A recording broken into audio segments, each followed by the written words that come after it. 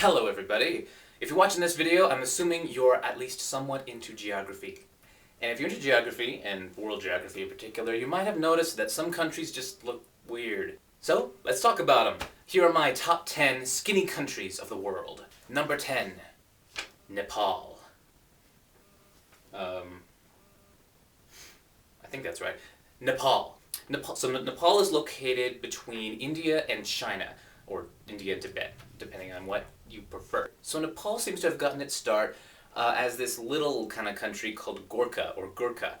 And eventually these guys called Gurkhas conquered their way. I'm bad at this, but no worries. So by 1807, the Gurkhas, who kind of started Nepal, eventually conquered their way all the way from Sikkim over in the east, all the way to the northwest area, kind of near Kashmir, which is pretty impressive.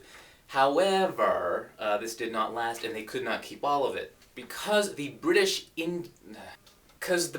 East India Company didn't really like that. So there was a war, and eventually in 1816 they got some treaty signed, which I think is part of the reason why Nepal isn't as long as it could have been. Country number 9, the Maldives.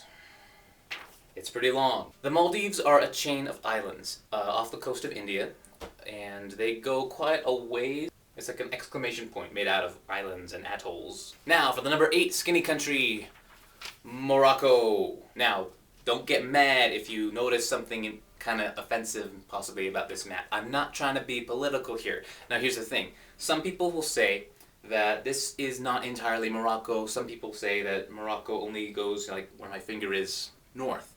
And that's because there's this disputed country in the south called Western Sahara. The way I understand it, Spain at one point controlled this entire thing. However, eventually Spain granted independence to this entire thing. However, at some point Morocco decided to take over Western Sahara. So basically, in general, this entire thing is controlled by Morocco, unless you do count Western Sahara. So for general purposes, I group it with Morocco. It's not the best system, and it doesn't tell the whole story, but yeah. However, let's say you count just the territory that Western Sahara has under its control now, as Western Sahara. You still with me? If you just take that part that Western Sahara actually controls right now, then the lands that are currently ruled by Morocco would actually be even skinnier, kinda. It's tricky. Not trying to take a side, I'm just trying to make it simple. Skinny country number 7, Cuba. Just look at it. It's so skinny and long. It's skinny and long, and that's why I've made it on this list. Malawi, number 6. Kind of looks like a piece of bacon. Yeah. Maybe I should try that. Number 5, Vietnam. Really long, kind of hook-shaped thing. Kind of reminds me of the hammer and sickle. Or just the sickle, I guess.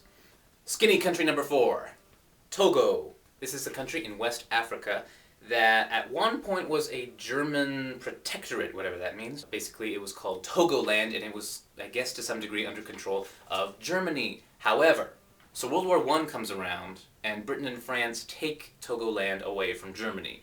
Not that they asked the people who were living there, but yeah. So that was in 1914. Then in 1922, the League of Nations got involved.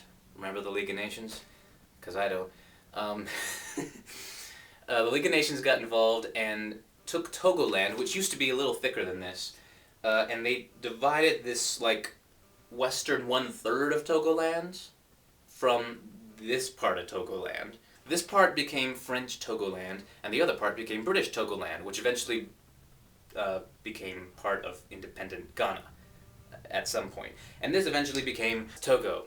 Let's move on. Number 3, Panama.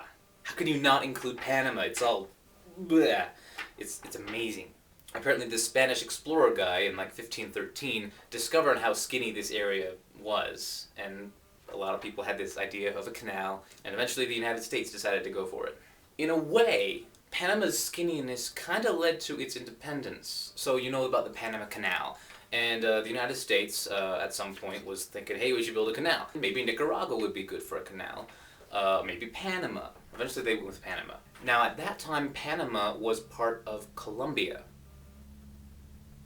But Colombia didn't really... So the United States helped Panama get its independence from Colombia, and then they built the canal. Number 2. The Gambia. So the Gambia is the smallest country on mainland Africa. It's located in West Africa, almost entirely surrounded by another country, Senegal. So what is up with this shape? Well, the Gambia's boundaries follow the course of the River Gambia, which kind of goes in the middle of the country. Now, back when Britain and France were kind of fighting over Africa land and stuff, the French and the British were kind of involved in this area, Senegal, Gambia, Senegambia, whatever. So eventually the French and British came to this agreement where Britain got this and France got Senegal, which is bigger and stuff. And I guess this became independent Gambia at some point in history. And this list's number 1 skinny country in the world was probably pretty obvious. You probably thought of it already. That's right. Chile! That's right. Chile. And by the way, this isn't all of Chile. There's like a few islands out here or something. Anyway, Chile. It's pretty skinny. Basically sandwiched between the Andes Mountains on its eastern border and the Pacific Ocean on its western border. And that's a long sandwich. It also kind of looks like bacon. Anyway, now Chile might not be as long as it is now if it weren't for some wars and conflicts and stuff in the late 19th century.